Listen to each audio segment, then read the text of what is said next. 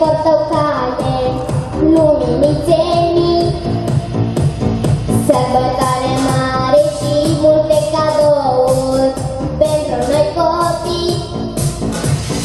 Iar ne cuprinde iarna rece, vechiul an noi astăzi îl petrecem, vise și dorințe noul an avem. Vine, vine anul nou, Moș Crăciun are un cadou, bradul e împodobit, visul meu e împlinit.